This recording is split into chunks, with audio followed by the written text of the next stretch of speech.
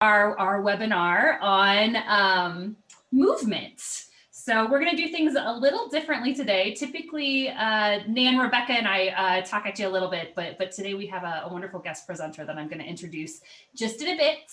But before we do that, I want to make sure that we thank our sponsors for today's webinar, the National Association of Music Merchants, NAM, National Piano Foundation, NPF, and the Music Teachers National Association. So again, for those of you who are just joining us, make sure that you have a ball and 2 chopsticks or 2 pencils, whatever you have that's convenient to you. And we will ask that you stay on mute for right now. Okay, Richard, you recording? Good. Okay. All right, folks, let's go ahead and get started. So as I mentioned, we're going to do things a little differently today. We are here to welcome Dr. Jeremy Dittus, who is one of the best pedagogues that I've ever had the privilege to watch teach. He probably doesn't remember this, but when we were at, Jeremy and I did our doctorate together at CU, and I had the wonderful privilege to watch him teach a theory class then. And I remember that vividly, and Jeremy probably doesn't, but every time I watch him teach, I learn so much, and I'm sure the same will be for all of you today. So we're just so thankful that he's taken his time to be with us. I'll give you just a brief background about him, and then I'll turn it over to Jeremy. So Dr. Jeremy Dittus, and Jeremy, I do not speak French, so please help me with the pronunciations here if I mess anything up. But he has a Diplôme Supérieur, which is basically the equivalent of a doctorate degree in Switzerland from the Jacques Dalcroze Institute in conjunction with the Music Conservatory in Geneva there. He is a Dalcroze education specialist, one of the best in our country. He's also the founder and director of the Dalcroze School of the Rockies, which is one of the few authorized teaching centers in the country. And there they offer pre-K through high school rhythmics and rhythmic solfege, adult enrichment, and full-time study towards the Dalcroze certificate and licensure. He also directs the Teacher Training Center at Metro State in Denver and is on faculty at Hope College. Jeremy presents frequently here and abroad quite often, and we're just so thankful that he is here to share his wisdom with us today. So he's going to give us some ideas on how to get our students moving and give us an introduction to Dalcroze. So Jeremy, I will turn it over to you, but before I do that, those of you who are with us, if you have any questions, please make sure that you type those in the chat box. Nan, Rebecca, and I will keep our eye on that throughout the webinar. If there's anything that we need to jump in and ask immediately, if you don't understand an activity that's going on, we will do that. But for general activities, we're going to save or questions, we're going to save those for the end. We'll do about 10-minute question answer at the end of today's webinar. So do post some questions in there if you have them. All right, I'm going to stop my share, and Jeremy, I will turn it over to you. All right. Well, it's so wonderful to be invited to work with you all today. It's a real privilege and an honor to share this work that I feel so passionate about. When I first started university training a long time ago, I had a lot of holes in my development and what I learned in high school. And I really lucked out because I went to the Baldwin Wallace Conservatory in Cleveland, and at that conservatory, Mary Gabrielle Grindal taught, and she introduced me to this whole world of understanding music through your body in a physical way. And that has absolutely carried me through all of my advanced study in music. And it's something that I think is marvelous because music is a nonverbal art. And movement is a nonverbal art. And so essentially we're using a nonverbal means to teach a nonverbal art. And that's how I like to think about Dalcroze in all of the ways that it can be useful.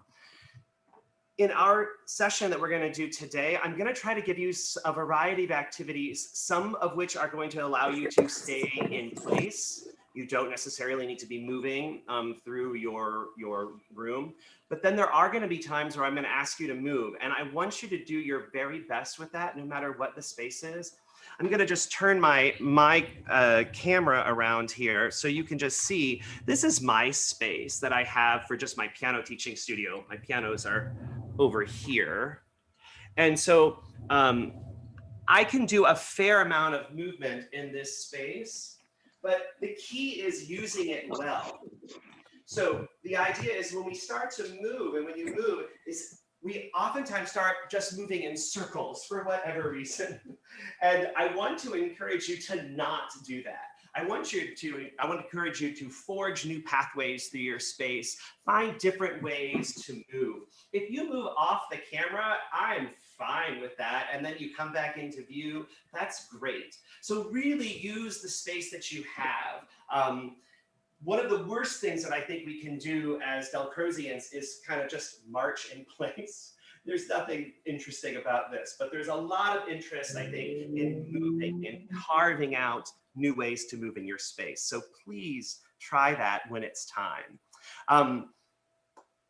Like Emily said, if something doesn't make sense, please ask, because I don't want you to have more questions than answers as we go through. And I will, she said, save time for the end. Part of what makes Dalcroze, though, is that it's all about discovery. Everything that we are going to do today is going to be based on discovery. So in that sense, I'm not going to tell you what our learning objectives are. I want essentially you to be able to tell me, not because you know them intellectually, but because you've experienced them physically in your body. All right? So just know that's where we're coming from. So please find a place in your room to move. And I'm just going to ask that you go for a little walk in the space, in your space. Got it? So just go for a little stroll. And I'm going to start playing.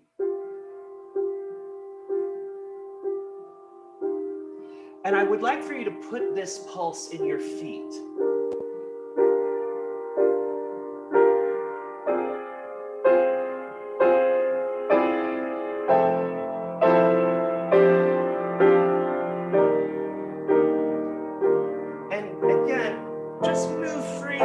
Space. Allow your feet to make nice connections with the floor. Allow yourself to go to every corner of the room you're in.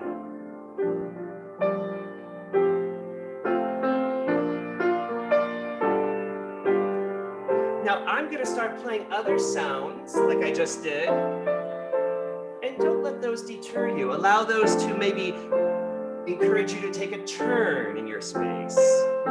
Go a different direction.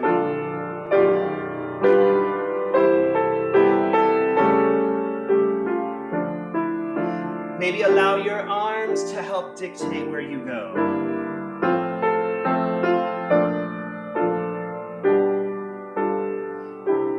Good. Now, as my music starts to get a little faster, I'd like for you to join me. So keep that pulse going. Step, step, step, step, step, step, step, step, step, step, step. Go, go, go, go, go, go, go, go, go, go, go, go, go, go, go, go, go. Yes. Try to really travel through your space. I know this is a little tricky at this speed.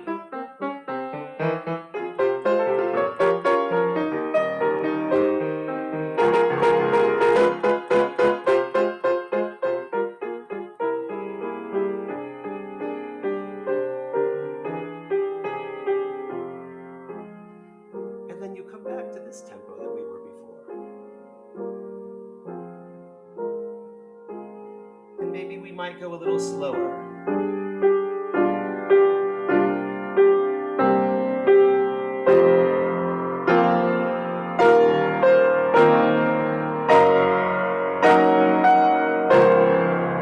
Think about how you're using your space as you listen to this music.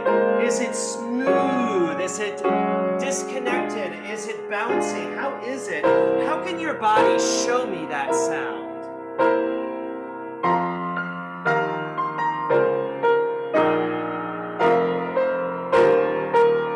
How can your arms be involved?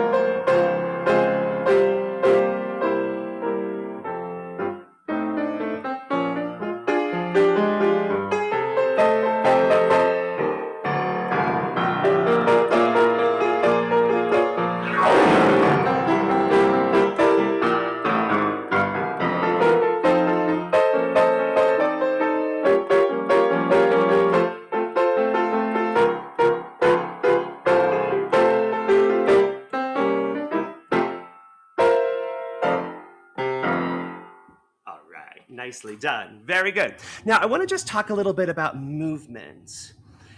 And of course, the different ways that I'm playing and the different ways that I want you to be thinking about this movement. As you're walking through your space, I want you to just be conscious of how you're using that space, like we talked about, that it's not just in circles, but you're finding ways of moving with a direction that makes you compelled to go in that way. All right, so just make sure that's the case. One of the ways that movement in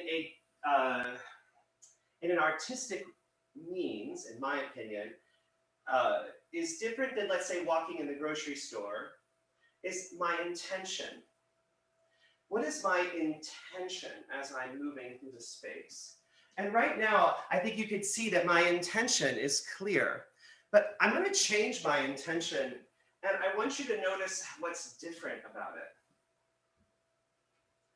You could see something has changed in me. My light is out. My light is out. My weight feels more where? Forward or back? Yes, thank you, gestures. It's back. But now I'm going to turn my light on. And now you can see my intention is very forward. And part of what makes that happen is the connection of my feet to the floor. When I walk, and I'm walking with intention, I'm going to walk with the front part of my foot. When we walk down the street with shoes on, it's very different. That heel-toe approach is very normal. But you'll not see that very often in professional dance. Really, you won't. And you might see heel-toe walking for an affect, but not as a means of moving, because moving with the heel puts a lot of energy that goes directly through that contact point, up through your leg, directly into your knee and your pelvis. But when you move with the front part of your foot, not on tiptoe, but on the front part, you engage all of these tarsal bones. And that allows you to have nature's shock absorbers work for you. All right? So there's a physical reason for it, but there's also a musical reason. When we step with the front part of the foot, it gives us more of a sense of direction in the space, which is very useful when things start getting a little faster. And this is the thing that I want to have you feel as you're moving through the space, is there's this sense of buoyance and forward direction, as opposed to this. No light. Yes, light. No light. Yes, light. Make sense? Next thing is when we're moving slowly, that even in those moments of slowness, that the whole body is in motion, just that like my body or my music was in motion. My music didn't stop with every new pulse. It continued. And I want you to feel that with your whole body. So explore different ways of using your upper body, your lower body, and having those things moving in concert with my music. Can we try that one more time? Let's do it.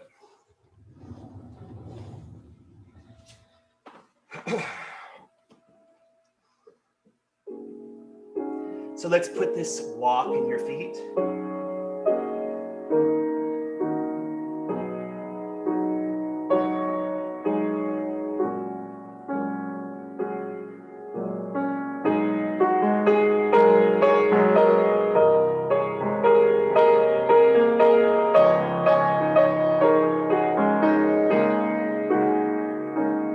Good, and when I change and you hear that more trotting music, I'd like for you to just jump into that. I won't make it happen gradually.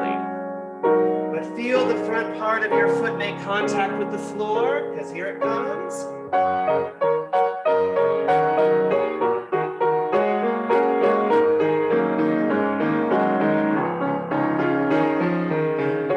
Trotting, trotting. Yes, Lily, thank you. I can really see you traveling through the space using all of your room. That is gorgeous. See if you can get your feet as fast as my music. Trotting, trotting, trotting, trotting, trotting, trotting, trotting. And now we'll go back to the walk. And maybe you can sing along with your movement this time. Walk. walk, walk, walk, walk, walk. Let's do trotting. Trotting, trotting, trotting, trotting. You can sing along with me, please. Trotting, trotting, improvise. Whatever words you want to make are fine. Trotting, trotting, trotting, trotting, trotting, trotting, trotting, trotting. Return to walk, walk, walk.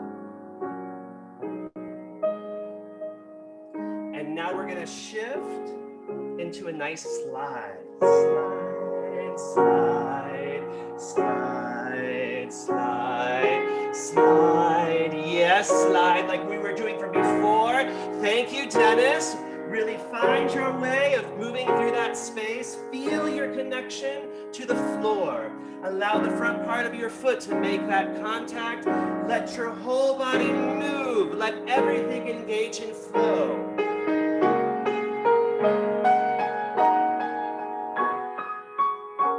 And let your arms be a part of this process. Slide, slide, slide, slide, slide. Thank you, Robert. Beautifully done. Yes, Renee. Thank you so much. Find that way of making the music be a part of you.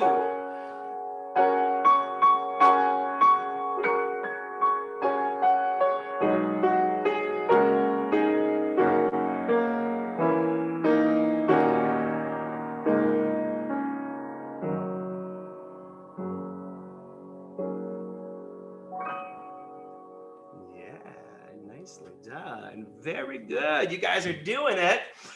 Very nice. Now, normally, if we were in the room together, this would be a great opportunity to have a little feedback together about how did it feel when you moved the first way versus the second way. That observation part is super critical for you to take in information and to process it.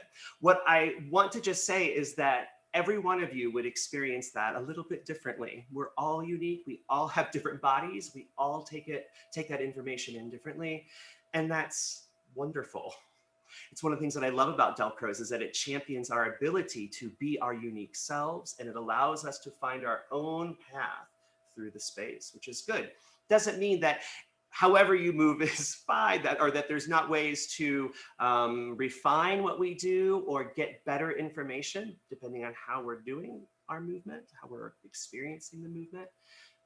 But the sharing is really lovely. We won't have time for that today, I'm sorry. We might talk about it later. But what I would like for you to do is to just take for a second those trotting notes, trotting, trotting, trotting. How might you describe those trotting notes? If you were going to write them down, imagine what you would write them down as. What would you write them down as if you were just doing the walk, walk, walk, walk, trotting, trotting, trotting, trotting, walk, walk. You can clap with me. So we go walk, walk, walk. Let's do trotting. Trotting, trotting, trotting, trotting, walk, walk. And you could let your walk have a little travel to it. It might go up, walk, walk. It could go down, walk. It could go a diagonal. And we could trot in the same way. Trotting, trot, trotting, trotting, trotting, trotting. And maybe go back to the walk. And now let's try those slides. Slide, slide. You could actually slide on your arms if you'd like. There's so many different ways to slide. I want you to find a way that feels good, that matches, and then imagine, how would you write that down? What would that be like if you were going to write those notes down? What could they be? Slide and slide. Remember that for when we come back. But now I want you to grab a ball, please. I want you to grab a ball. So I'm going to use a tennis ball, all right? And we're going to do just to start, something nice and easy. And so we're just going to bounce and catch our ball. Now, I want you to bounce and catch your ball and just notice how much energy it takes to bounce and catch that ball. How much energy does it take to get the ball above your head? You're not going to have to worry about that, all right? You can just try to get it to come up to your chest. That's that's kind of the ideal thing, because then you don't actually have to look down. We know that as musicians, looking down at our instruments can sometimes be instant death because we lose where we are in the music. And this is one of the things that I love about using manipulatives like a ball in a class, is because it can teach us that we're in charge. We just have to control the timing and the space and the energy necessary to use this ball. Now, if I just drop the ball, what do I have to do in order to pick it up? I have to bend down, right? I don't want you to have to work for your ball. I want the ball to work for you. So give it enough energy to come to your chest. Does that make sense? And I want you to be with me and sing with me. Improvise using whatever melody notes you choose. But we're gonna go and bounce, catch, bounce, catch, bounce, catch, bounce, catch, bounce, catch, bounce, catch, bounce, catch, bounce, catch, and bounce, catch, bounce, catch, bounce, catch, bounce, catch. Let your knees bend on the bounce. Thank you very much. Let's do it. Bounce, catch, bounce, catch, bounce, and catch, and bounce, catch, bounce, catch, bounce, catch. Ready, here's a change. We go bounce, catch, touch, bounce, catch, touch. Anywhere you want, you touch. When you say touch, bounce, catch, touch, bounce, catch, touch, bounce, catch, touch, bounce, catch, touch. Anywhere is fine, please bounce, catch, touch, bounce, catch, touch. Are you singing with me? Bounce, catch, touch, bounce, catch, touch, bounce, catch, touch. Let's go back to the other one. Bounce, catch, bounce, catch, bounce, catch, bounce, and change. Bounce, catch, touch, bounce, catch, touch, bounce, catch, touch, bounce, catch, change. Bounce, catch, bounce, catch, bounce, change. Bounce, catch, touch, bounce, catch, change. Bounce, catch, bounce, catch, bounce, change. Bounce, catch, touch, bounce, catch. Follow your head. Excellent. Good. Nicely done. Why do you suppose that I'm asking you to bend your knees on that bounce? Why do you think that matters? Why do you think? Anybody can answer for this. Anybody can answer. The downbeat. Yeah, because we're at the crucis, the most crucial part of the measure. The crux of everything that happens metrically happens there. And where does that energy go? It goes down and then it immediately comes up. And that's what the ball is experiencing. But if I am divorced from the ball and I just do this, the ball has all the fun. And I am missing my favorite four-letter F word, flow. I do love flow in my life. I want flow. And I want to give you tools to make flow happen. Now, time out for pedagogy just for a second.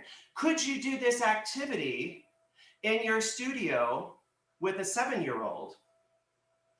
Yes, you could. You might want to put away your violin. You might want to use a ball that might be less durable. You might want something that's a little bit squishier, but totally you could. And I guarantee you that 7-year-old will never forget that lesson when you do this. You know who else can benefit from this? High schoolers. They can benefit from this type of an activity. It's really, really useful because it gets the feeling of what's happening musically into their body. So show me with fingers, how many things do we have for bounce, catch, touch, bounce, catch, touch? How many things? We've got 3. And how many things do we have when we do bounce, catch?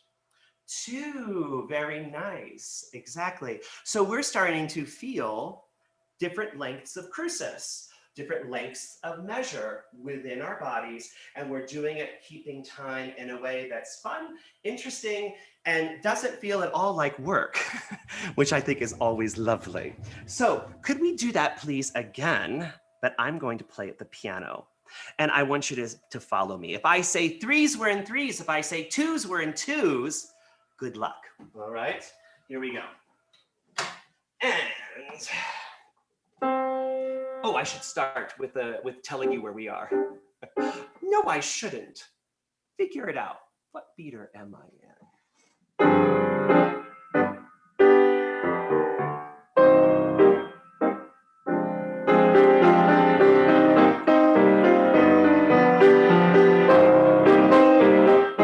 Thank you, bounce, catch, touch.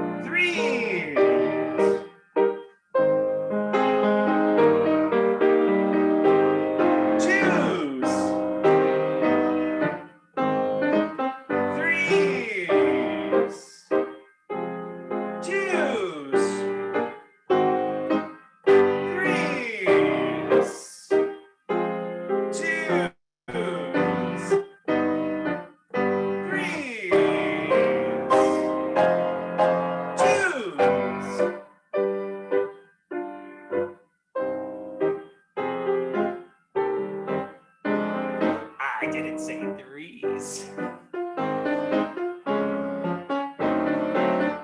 Threes.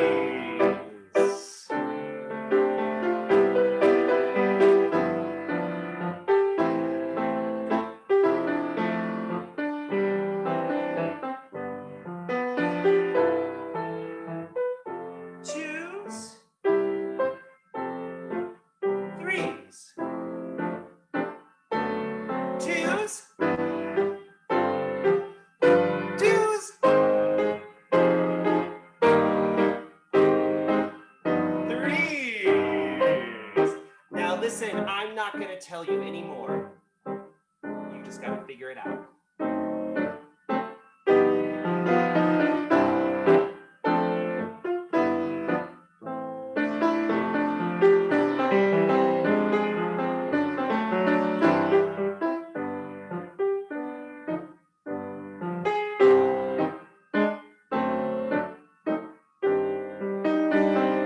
See if you can find where my new crucis is.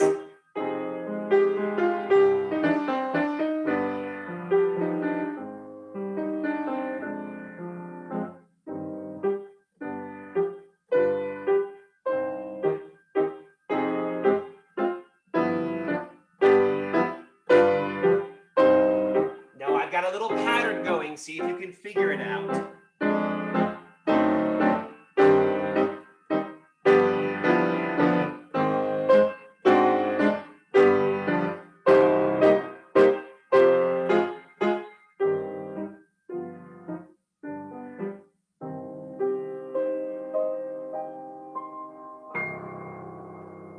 Yeah. So tell me, what did I do? Show me with your fingers. What was that little pattern? So one hand would be 3 plus another what? 3, and then I did what after that? Oh, thank you, Margaret. She's like 2, 2, 2. It was very, very good. This 2, 2. It could be 2, 2, 2 or 2, 2, 2, but that's exactly right. So I had 2 groups of threes, and then I could also do it 3 groups of twos. Could you show me that? 2 groups of threes. Let me see if I can do it where it's easier to see. 2 groups of threes, and then 3 groups of twos. Backwards. 2 groups of threes, and then 3 groups of twos. What stays the same the whole time is the what? Thank you, Lily. She's got the chop going on. This is exactly right. That's it. That's the beat, essentially. And the beat is being felt by our ball, which I think is really important. So so we've got this. Now, I want to do a little game with you where we play with that 3 groups of 3, and we're going to switch it into 3 groups of 2 in just a second. But I need you to grab your chopsticks, please. Chopsticks. All right. So, are we okay, by the way? Nobody's freaked out, right? Everybody's still with me? Thumbs up. We're all good. All right. Very nice. I'm actually going to stop sitting, A, because I hate sitting, and B, because I think you see me better. So, we're going to do a little tap with our chopstick up here by your head. We're going to go down over here to your right. And then it's going to be over here to your left. So I know I'm having you mirror me. So it should be head, right, left, head, right, left, head, right, left, head, right, left, head, right, left, head, right, left, head, right, left. Could we give these numbers? They would be 1, 2, 3, 1, 2, 3, 1, 2, 3, 1, 2, 3. Sing with me, improvise as you like. I don't care what comes out, and nobody else does either because we can't hear you. It's 1, 2, 3, 1, 2, 3, 1, 2, 3. Thank you all. Good, so we've got that. Now, I'm going to call a number. And when I call that number, that's the only number that I want you to tap. But instead, we will go to the different areas of space, but we will not tap for the other numbers. Clear? Got it? So, are we ready? 1, 2, 3. 2, 3. Lum, bum, bum, dum, bum, I-T.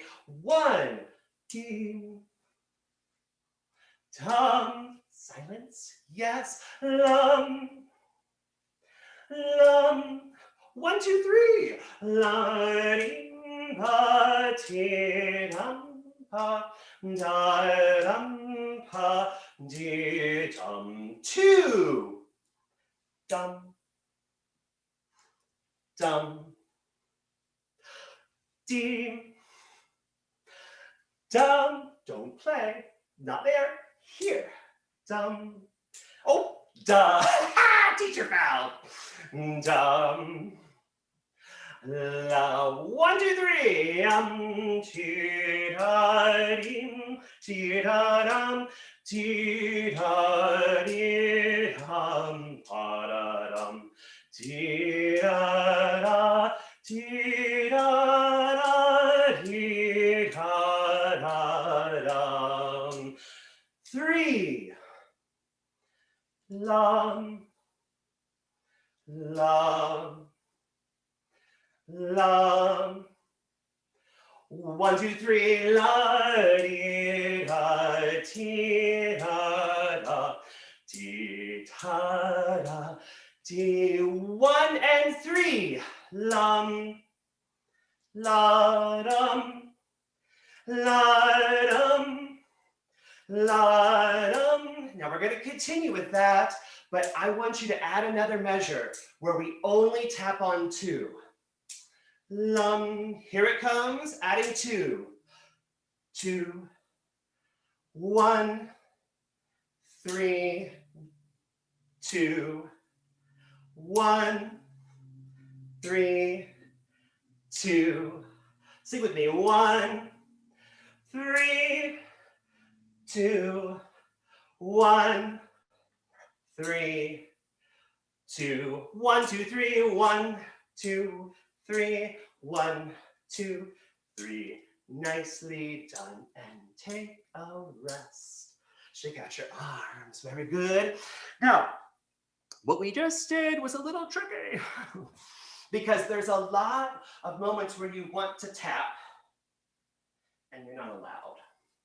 You're not allowed because by inhibiting that pulse, it puts some really important information inside of you. It lets you know exactly where that pulse is. And by using space, it helps us to feel it, but without clapping on it, without giving a little tick, it forces us to realize new information about that pulse. And that's the point. That's the point. Every one of you are going to experience different things, and that's good. So we had a little pattern that we ended up where we tapped on number what first? What number did we tap on? Show me with fingers. Thank you. 1. And then we went to what?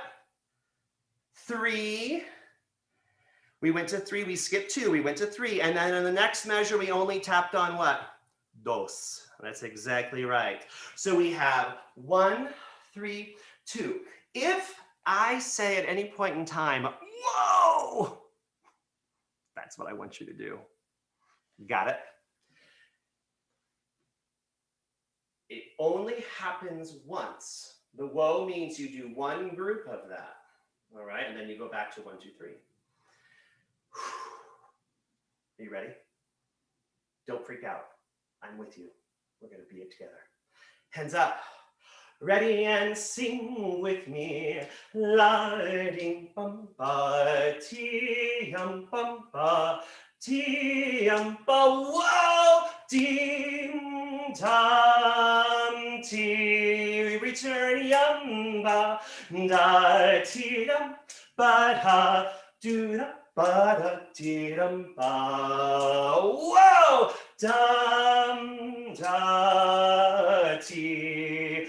Yum bum bum ti yum. Whoa dum ti ta ti yum bum pa ti yum. Whoa din ta di. Whoa dum ta ta. Whoa, one last time. Whoa di da di yum. Bum, bum, bum. Nicely done. Now, we're going to do that exact same game, but we're going to go over a little walk in the space. And when we go for the walk in the space, I want you to move freely with that lovely sense of buoyance that we've talked about, where there's a sense of forward direction and intention. You might find a place where you might bend your knee a little bit to feel where that crucis is each time. Until you hear me say, whoa, and at whoa, I want you to specifically go, slide back, slide back, slide back, and then return forward through the space. Got it? So whoa now means 3 back slides. Got it? Here we go.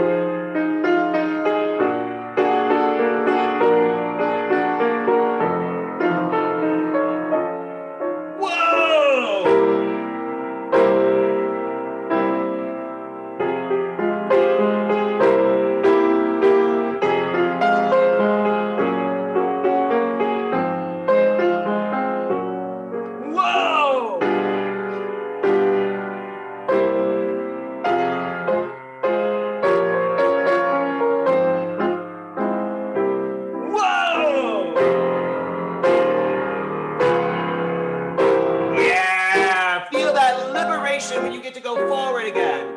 Feel the connection to the floor on the backwards. When I say whoa! Whoa! One more time. Thank you, and forward.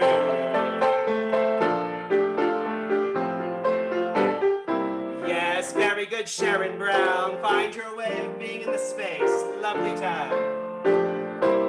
Whoa! Whoa! One more time.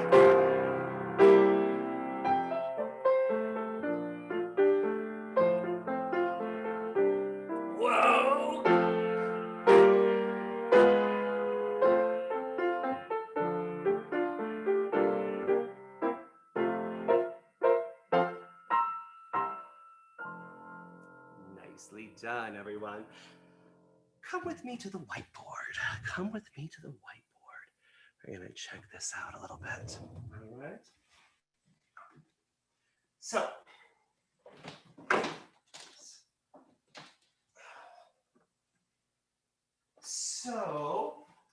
can you all see me okay over here? Oh, it looks a little fuzzy. Oh, there it's, I'm in focus now. So we have a lot of interesting things happening right now. We have this idea of our movement that we had from earlier on today, where we have the walk. Now the walk that we talked about, I could say is anything, but for today, I'm gonna say that the walk is a quarter note, all right? So the walk is the quarter note, and that our trotting is going to be 2/8, and that our slide is going to be, can somebody draw it in the air with their finger? Show me, what is that slide going to be? Thank you very much, half notes. That's exactly right. So that's our slide, and that's good. This is how we started. And then we had our balls. When we used our balls, we used balls in 3 time. So we had bounce, catch, touch. So we would say that's 3 over a quarter note. Dalcroze had this really innovative way of writing time signatures. Some of you might have seen this. This, of course, is the same as 3/4 time, because a quarter note's the number that stands for quarter note is 4. And then we also had 2.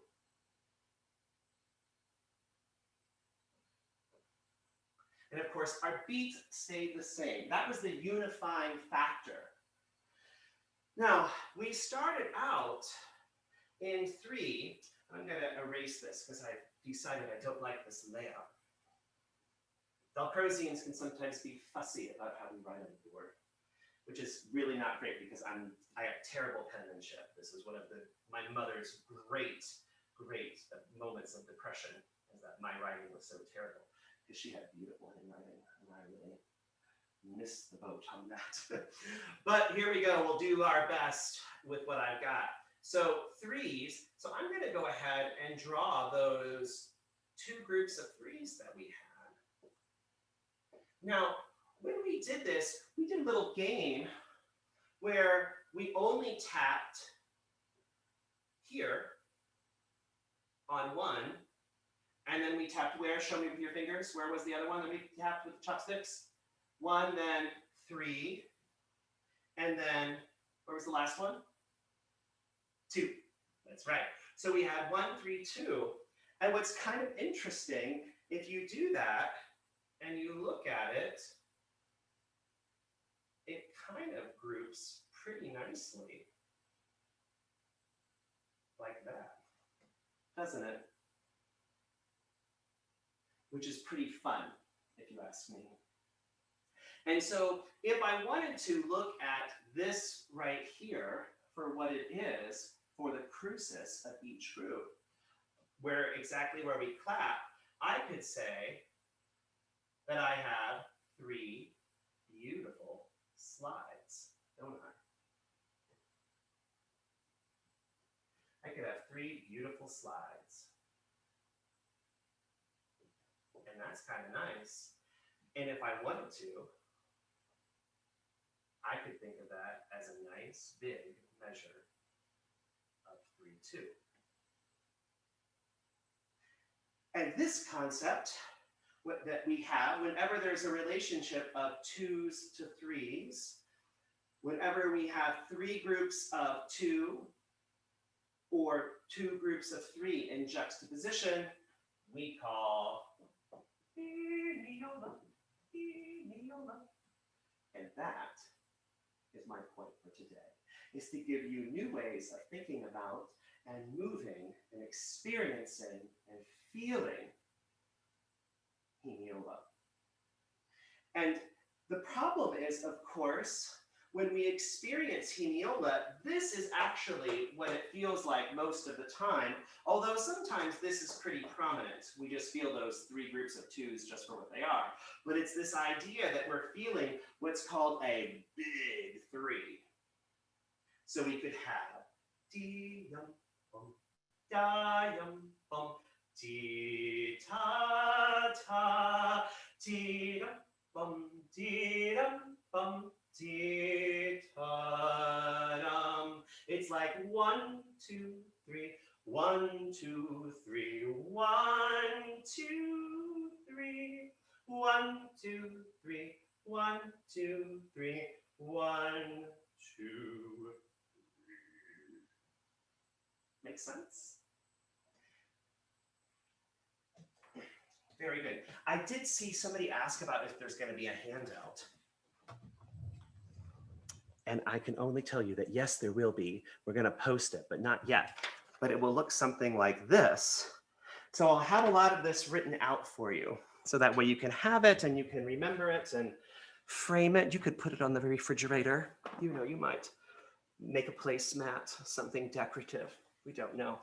But the idea of the hemiola has many, many ramifications in tonal music. And so I want to just play for you an example of one that's quite popular, and then we'll take some questions. Does that sound good? All right, so here's one that I just love.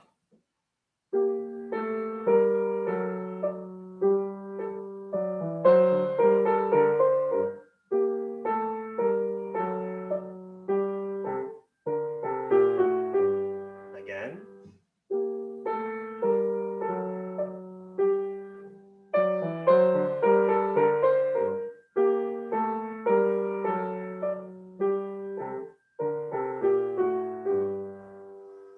Now, many of you might know this little minuet. It comes from a Bach suite in G minor, and it's a perfect example of a hemiola because it's buried. It's as buried as they come. It's not obvious where it is. And so I'm going to share my screen just to show this to you so you can see what it looks like.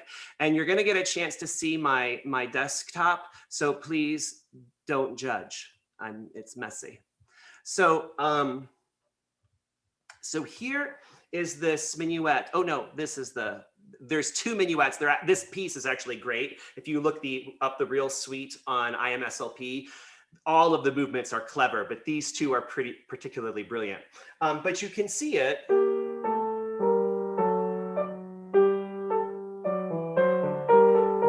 Now I'm making a big deal out of it because I'm changing what? What am I changing in the way that I play the music? I'm changing the articulation. And so I'm grouping it, but it's not just me. Bach is actually very clear because you see how he draws this tie. And then of course it just makes sense to mirror it also because of the harmony. There's a lot of Olympics questions going on. There's somebody I think that needs to. Well, thank you. So yeah, so the harmony helps to dictate that. So this is a great little piece. I love it, and it will be in the handout. Is it forcible that you have to play the second phrase as a hemiola? No, I think you could do it.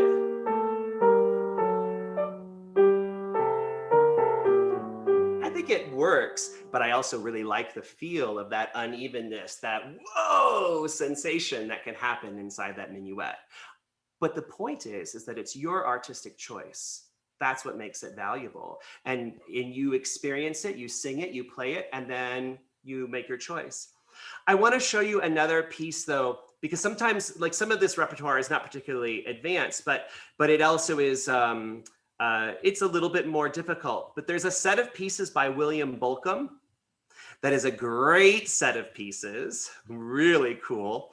They're called the monster pieces, and these monster pieces are hysterical, and I cannot give them to you because they're copyrighted, but I do want to play it and share this.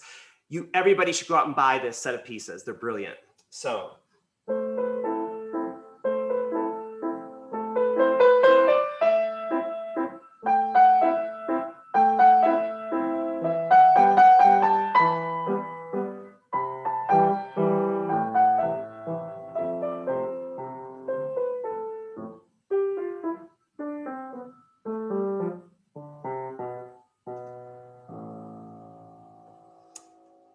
excuse me, my little note error at the end.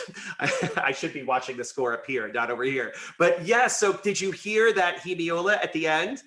So just, I'll start here at the fortissimo, which is so lovely.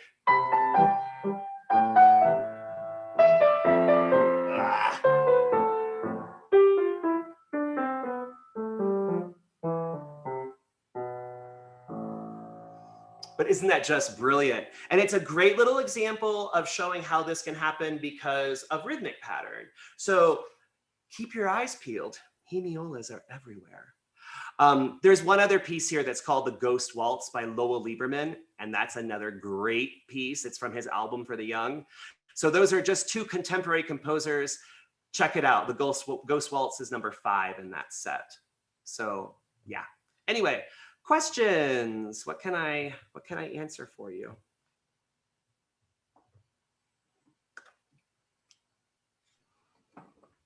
So Jeremy, one of them up right now says, does Dalcroze involve Laban movements or do they inform each other?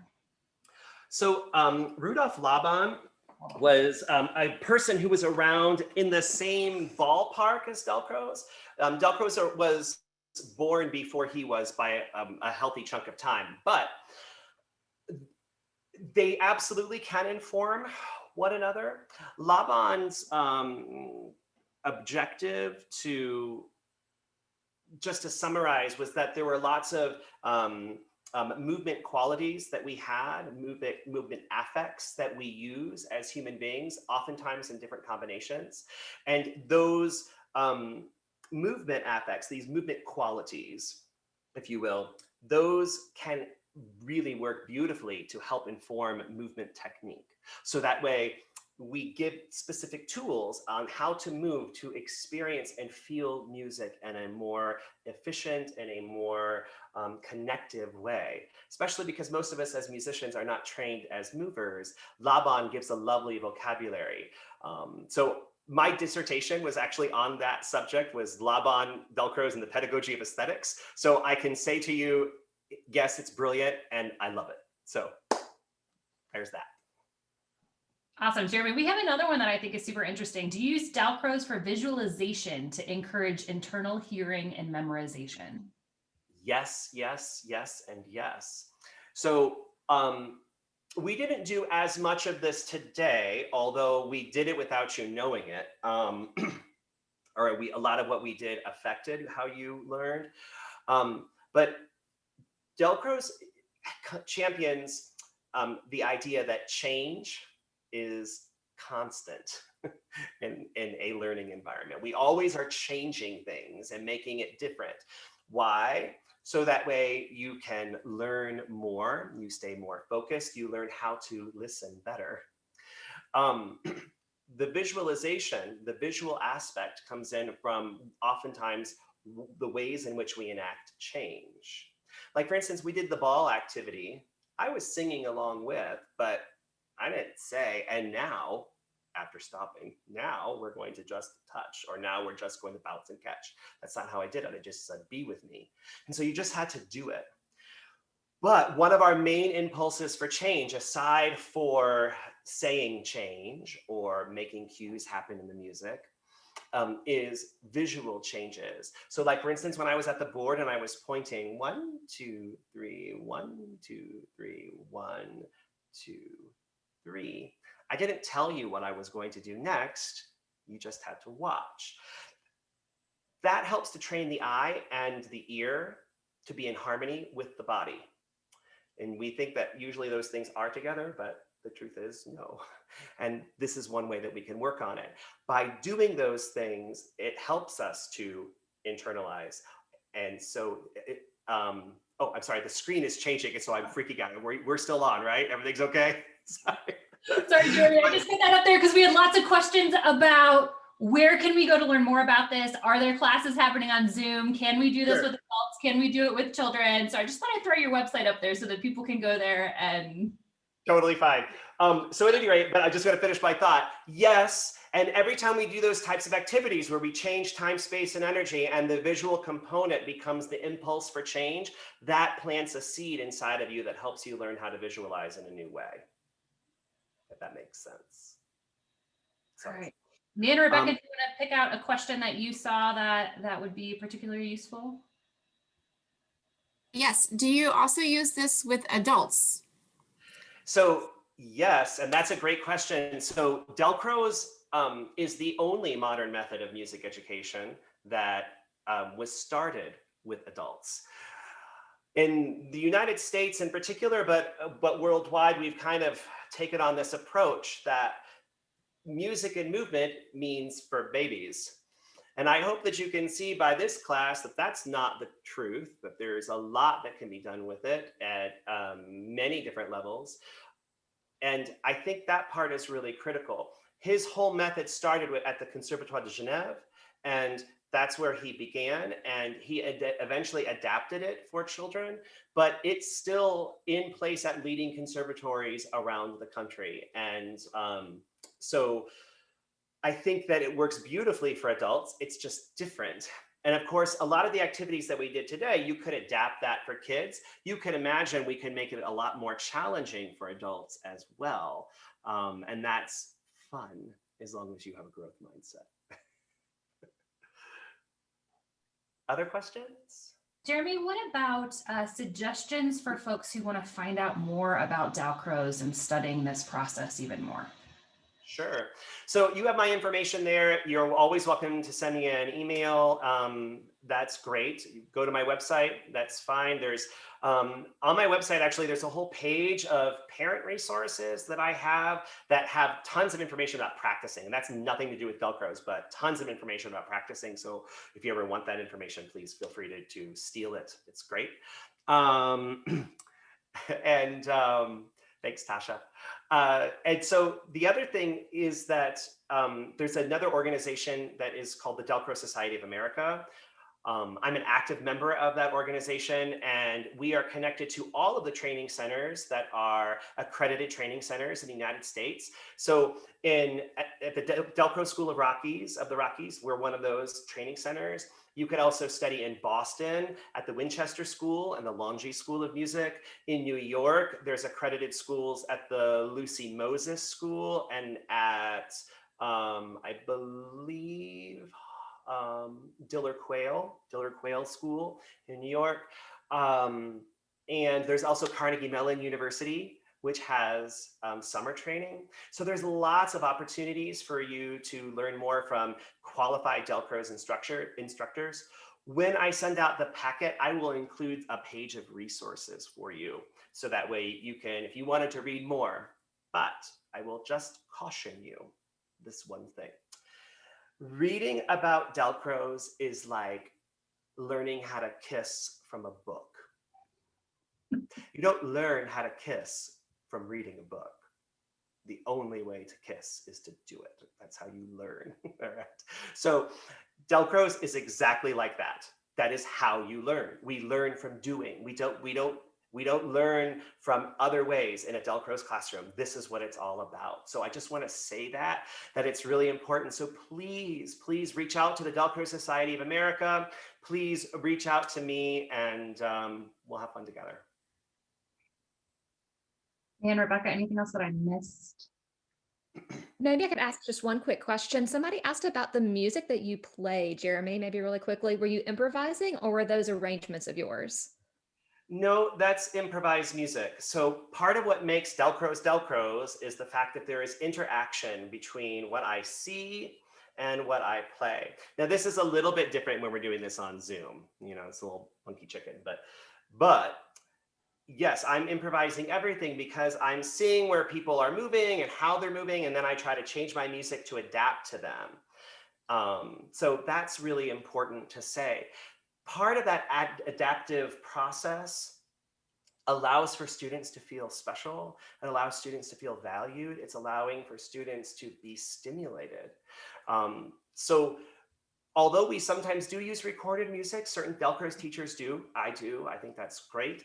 If I did everything today based on canned recordings and not adapting, not changing, it wouldn't have been as good. So improvisation is an important part of the teacher training process.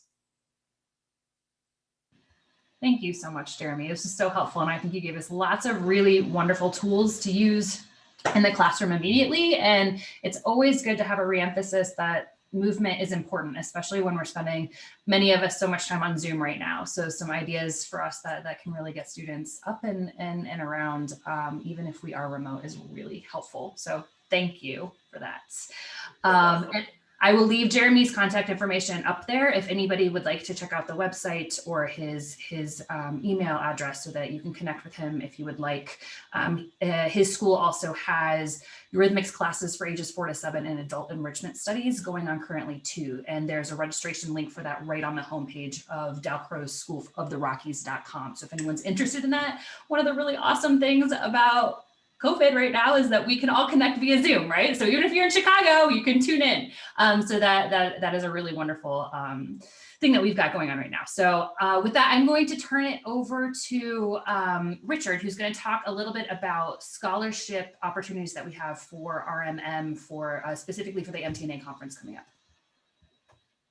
Thank you, Emily. And yes, if you are interested in getting a scholarship to learn more about RMM and what the National Piano Foundation stands for. And you can do that by responding to the emails that MTNA puts out. And you can also go to pianonet.com. And in the menu, you'll see RMM scholarship application and what you need to do. And if you need to learn about what RMM actually is, there's a link there as well, and a separate page. So, or you can email me, richard@madcrouch.com, richard@madcrouch.com.